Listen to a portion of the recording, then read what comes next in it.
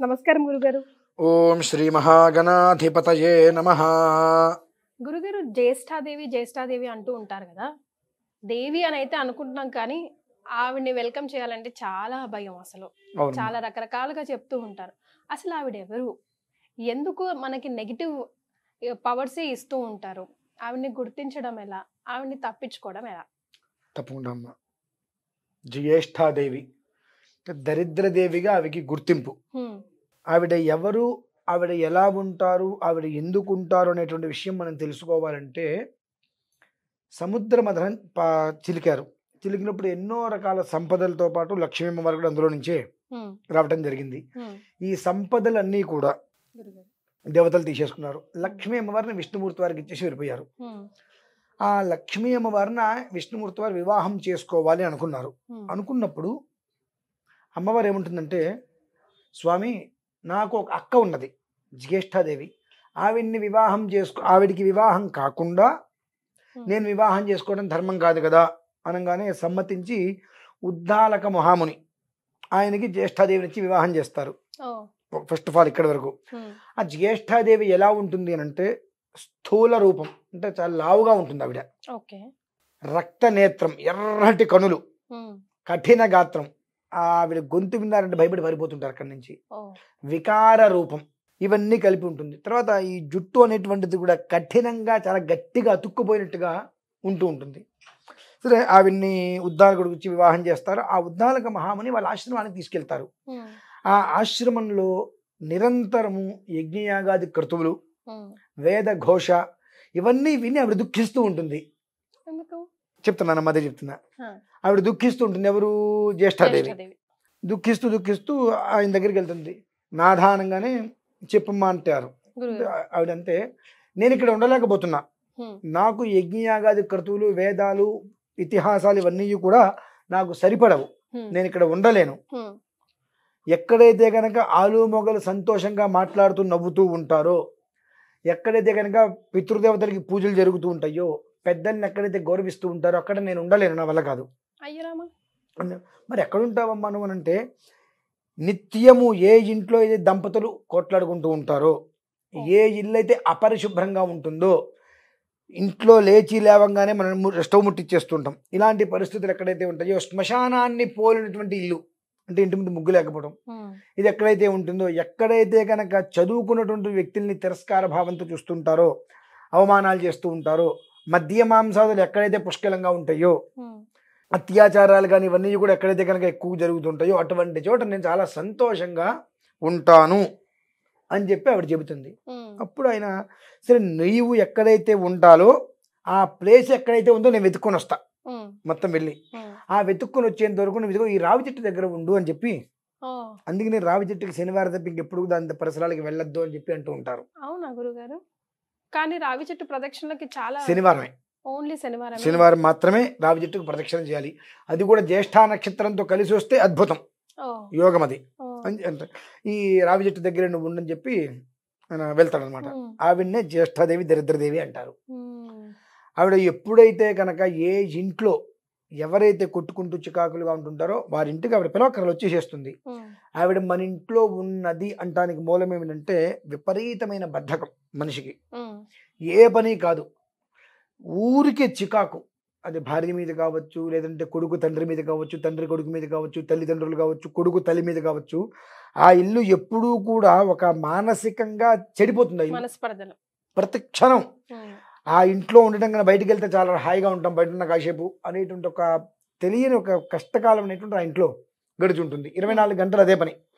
నీ మీద నాకు, నా మీద నీకు, ఒకళ్ళ మీద ఒకళ్ళు చాడీలు చెప్పుకుంటూ బ్రతకడమే మినహాయిస్తే. ఈ రకంగా చూస్తే గురుగారు కలియుగంలో జ్యేష్ఠాదేవి తాండవం ఆడుతున్నట్టే కదా. మరి అదే కదండి. ఆ పరిస్థితులలో విష్ణుమూర్తిని మళ్ళీ అమ్మవారు అడుగుతుంది, నాథ మరి నా అక్కకి వివాహం చేశారు, అక్క పరిస్థితి ఇలా ఉంది, ఆవిడేం అన్ని చోట్ల ఉండలేదు, అక్కడికి వెళ్ళిపోతానంటుంది. మరి ఆ దరిద్రదేవి అనేటువంటి ఒక స్థితి ఏ మనిషికి రాకూడదనే కదా. మరి ఇప్పుడు ఆవిడ చెల్లెలుగా నేను ఒక దానున్నా, నాకు కూడా వర్తిస్తూ ఉంటుంది కదా. మరి ఏంటి పరిస్థితి అంటే, ఎప్పుడైతే జ్యేష్ఠ నక్షత్రము మరియు ఏకాదశి శనివారం కలిసి వచ్చేటువంటి సమయం ఎప్పుడైతే ఉంటుందో, ఆ సమయంలో దేవతా విధానాన్ని కనుక అనుసరించినట్లయితే ఆ ప్రాంతంలో ఆవిడ ఉండదు. ఓకే. నా ఒక్క అనుగ్రహం పరిపూర్ణంగా లభ్యమవుతుంది జీవితకాలం అనేటువంటి చెబుతూ,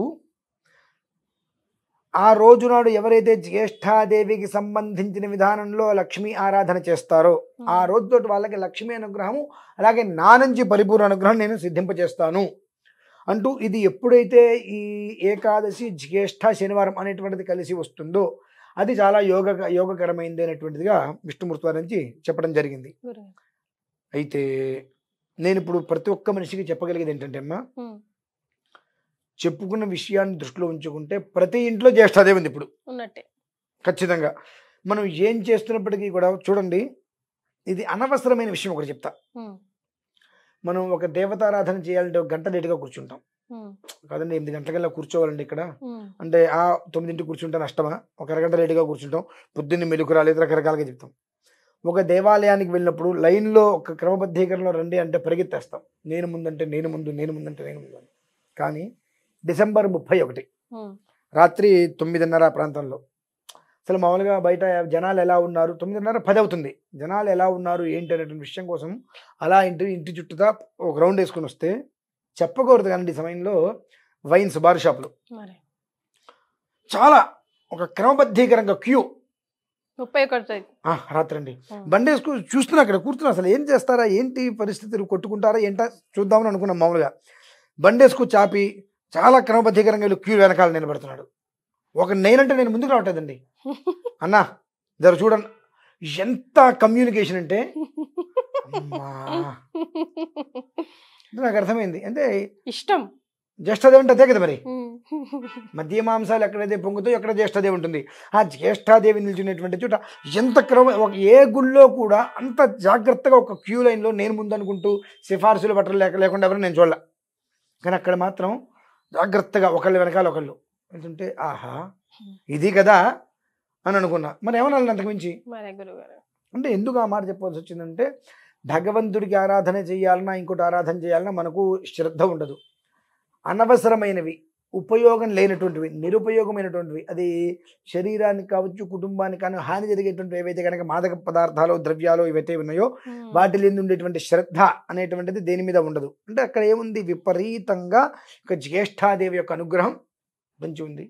అటువంటి ప్రతి ఇంటి నుంచి అది వెళ్ళిపోవడానికి భగవంతుడు ఇచ్చిన గొప్ప వరం అమ్మ ఇది మనకు. 25వ తారీఖు జనవరి 25 ఏకాదశి జ్యేష్ఠ నక్షత్రం శనివారం కలిసి వచ్చింది.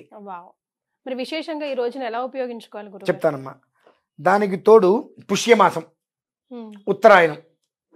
ఇంతకు మించి ఇంకా పుష్యమాసం అంటేనే శని, పుష్యమ నక్షత్రానికి శనిధిపతి, పౌష్యమాసం శని. ఆ పుష్యమాసమునందు మొదటి పక్షం వెళ్ళిపోయిన తర్వాత రెండవ పక్షమునందు అది కూడా ఉత్తరాయణంలో మొదటి ఏకాదశి, ఉత్తరాయణంలో మొదటి ఏకాదశి. ఆ మొదటి ఏకాదశి రావటము, అదే రోజు జ్యేష్ఠ నక్షత్రం అవ్వటము, అదే రోజు శనివారం, ఈ రెండు కూడా మనకు నిజంగా జన్మల అదృష్టమేనమ్మా. ఇంట్లో అయినా ఎక్కడైనా ఆలయంలో అయినా అష్టాదశ శక్తిపీఠ మహాశక్తి పీఠార్చన అని మనకు 18 మంది అష్టాదశ శక్తి పీఠాలు ఉన్నాయి. ఆ అష్టాదశ శక్తి పీఠాది దేవతలు ఎవరైతే ఉన్నారో గణపతిని, ఈశ్వరుని, అమ్మవారిని ప్రధానంగా పెట్టుకొని అష్టాదశ శక్తి పీఠార్చన చేసి తీరవలసిందే. అది సామాన్యంగా చేస్తే 9 నుంచి 10 గంటలు పడుతుంది. సామాన్యంగా చేస్తే 9-10 గంటలు పడుతుంది సామాన్యంగా మొదలు పెడితే.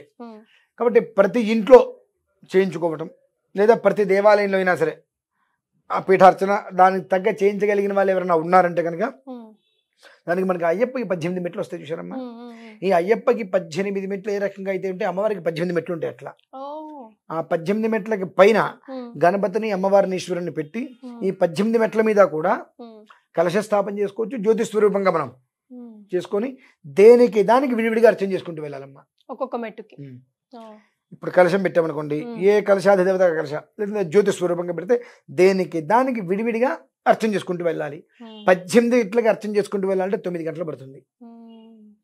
18 ఇట్లకి అర్చన అయిన తర్వాత సమిష్టి అర్చన ఉంటుంది మళ్ళీ, అంటే సుమారుగా ఒక 12 గంటల సమయం దానికి మనం ఇంచుమించుగా కేటాయించుకోవాలి.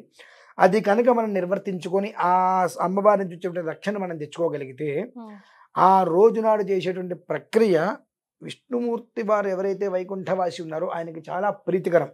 లక్ష్మీ అమ్మవారి యొక్క అనుగ్రహంతో ఆ పరిసరాలలో ఆ జ్యేష్ఠాదేవి అయినటువంటి ఆవిడ ఉండదు, పొరపాటును కూడా ఉండదు. అంతయు కాకుండా స్వర్గం అనేటువంటిది ఎలా ఉంటుందో అందరికీ తెలుసు, మనం వింటూ ఉంటాం. అసలు అది లేదు అనేటువంటిది ఉండదని చెప్పి. ఆ స్వర్గంతో ఒక రకంగా సమానంగా మన గృహం ఉంటుంది. ఎలా అంటే ఇంద్రుడి యొక్క నక్షత్రం జ్యేష్ఠ, ఇంద్రో జ్యేష్ఠామను నక్షత్రమేది అనేటువంటిది. ఈ ఒక్క మహాకృతువులో జ్యేష్ఠాదేవి అనేటువంటి విధానంలో ఆవిడ్ని ఎక్కడైతే కనుక బయటికి పంపడం జరుగుతుందో అదే సమయంలో జ్యేష్ఠ నక్షత్రాధిపతి అంటే ఇంద్రుడు మన ఇంటికి వచ్చేస్తాడమ్మా. దేవతలకి రాజు ఆ ఇంద్రుడే మన ఇంట్లో అడుగు పెడుతున్నాడు. ఇంద్రుడు మన ఇంట్లో అడుగు పెట్టిన తర్వాత విష్ణుమూర్తి కూడా కాదంటానికి వీల్లేదు. ఎందుకు చెప్పండి? విష్ణుమూర్తి గాడు ఒప్పుకుందాం, బట్ ఇంద్రుడు కాదు, ఉపేంద్రుడు అంతే. Not this Indra, Upendra. అంటే ఇంద్రుడి కన్నా గొప్ప పెద్దవాడు కాదు కదా. ఎందుకు కాదండి? దేవతలకి రాజు ఇంద్రుడు కాబట్టి వాళ్ళందరినీ కూడా నువ్వు ఇలా అని చెప్పగలిగేవాడు ఇంద్రుడే. నేను ఇలా చోటకి వెళ్తున్నానంటే నువ్వు ఎందుకు వెళ్తున్నావు అడిగేసిస్తే ఎవరికి లేదు. కాబట్టి ఇంద్రుడు వచ్చి మన ఇంట్లో కూర్చుంటాడు. అంటే ఆ జ్యేష్ఠ నక్షత్రానికి అధిపతి ఇంద్రుడు. ఆయన ఏమనుకుంటాడు? జ్యేష్ఠాదేవి వెళ్ళిపోవడం కోసం చేశారు ఆయన అనుకోడు. అష్టాదశి శక్తిపీఠ మహాశక్తి పీఠార్చన అనేటువంటిది ఏకాదశి శనివారం జ్యేష్ఠ నక్షత్రం రోజు నాడు వచ్చింది అంటే దానికి నేనే మూల పురుషుణ్ణి. రెండు ఏకకాలంలో వచ్చినాయి అక్కడ. అది అదృష్టం. దానికి నేనే మూల పురుషుని చెప్పి ఆయన మన ఇంటికి వస్తాడు. ఎప్పుడైతే ఈ ఒక్క విధానాన్ని మనం ఆచరిస్తామో వెంటనే ఈ ఒక్క ఏదైతే కనుక అనాచార స్థితి, అనాలోచన గమనం, బుద్ధిమాంద్యాది విషయం ఏవైతే ఉంటాయో అవన్నీ కూడా మనలోంచి వెళ్ళిపోతాయి. అంటే ఆ జ్యేష్ఠాదేవి ఏ ద్వారం నుంచి వచ్చిందో అదే ద్వారం నుంచి ఆవిడ బయటికి ఉంది. అంతకు మించి శోభాయమాన కుటుంబానికి ఏముందమ్మా? బహుశా నేను అనుకోవటం ఏంటంటే అమ్మా, ఇన్ని సంవత్సరాలుగా ఎంతో మంది ఎన్నో రకాలుగా ఎదురు చూస్తూ ఉంటారు. ఏ కారణం చేత ఈ దరిద్రం మనకు పట్టింది తెలీదు. ఎంతో కష్టపడుతున్నాం కానీ ఆ దరిద్రం నుంచి మనం తప్పించుకోలేకపోతున్నాం. ఆ దేవి తిష్ట వేసి కూర్చుంది. ఆ దరిద్రదేవి ఎలా వెళ్ళిపోతుందని ఎన్నో సంవత్సరాల నుంచి ఎంతో మంది ఆలోచిస్తూ ఉంటారు. భగవద్ అనుగ్రహము వాత్సల్యం అంటారు. ఆ వాత్సల్యం అనేటువంటిది ఉన్నది కాబోలు ఈ యొక్క సంక్రాంతి తర్వాత వచ్చేటువంటి మొట్టమొదటి ఏకాదశి. ఆ ఏకాదశి రోజు నాడు చిమ్మ చీకట్లన్నీ కూడా పూర్తిగా నిర్వీర్యం చేసేసి జ్యోతులు వెలుతురు ప్రసాదింపజేసేటువంటి భక్తి యోగం మహత్తరమైన పర్వదనం జనవరి 25 అంతేనమ్మా. గురుగారు, మరి మీ పీఠం ఆధ్వర్యంలో ఏదైనా కార్యక్రమాలు ఈ రోజు ప్రత్యేకంగా చేపడుతున్నారా గురుగారు? ఈ అష్టాదశ శక్తి పీఠ మహాశక్తి పీఠార్చన అనేటువంటిది నేను తప్పకుండా చేస్తానమ్మా. మామూలుగా చిన్న వస్తుంటేనే నాకు సంబంధించిన అందరూ బాగుండాలి, నేను ఏదో ఒకటి చేస్తూ ఉంటాను. అటువంటిది ఇంత విశేషమైన క్రతువు వచ్చినప్పుడు లక్షల మంది జీవితాలు బాగుపడతాయినప్పుడు మనం ఎందుకు చేయము? అసలు లక్షల మంది కుటుంబాల్లో ఉండేటువంటి ఆ దరిద్ర దేవత ఆ రోజుతో వెళ్ళిపోతుంది. అందరికీ కూడా ఆ రాత్రి తెల్లవారేటప్పటికి చక్కటి వెలుతురు అనేటువంటిది ప్రసాదింపజేస్తుంది. ద్వాదశి అంటే దగ్ధయోగం అంటారు, ఏకాదశి ద్వాదశి అంటారు కదా. ఈ ద్వాదశి దగ్ధయోగం అంటే ఈ ఏకాదశి రోజు నాడు మనం చేసేటువంటి యొక్క మహాకర్తువు ఏదైతే ఉందో దాంతో ఈ యొక్క ద్వాదశి తెల్లవారే సమయానికి వచ్చేటువంటి విధానంలో మొత్తం దగ్ధమైపోతుంది. అది కలిసి రావడం కూడా యోగం అమ్మ.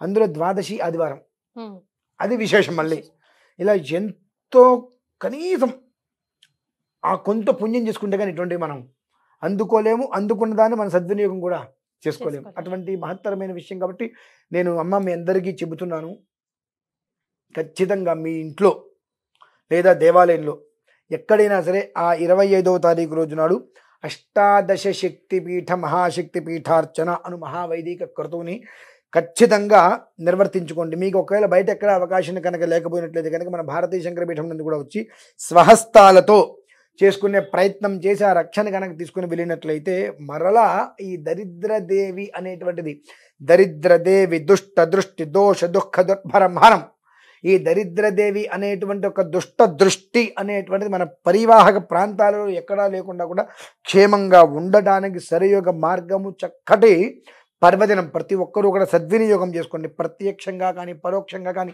మీ ఇంట్లో కానీ మీ పరిసరాల్లో ఉన్న దేవాలయంలో కానీ ఎక్కడైనా సరే ఈ ఒక్క అష్టాదశ శక్తిపీఠ మహాశక్తి పీఠార్చన అనేటువంటి క్రతువు ఎలా చెయ్యాలండి అని మీకు కనుక తెలుసుకోవాలనిపించిన నన్ను అడగండి. దాని వివరం అంతా కూడా నేను మీకు వివరంగా చెబుతా, లేదా ఇంకొక వీడియో చేస్తా అది ఎలా చేయాలనేటువంటిది.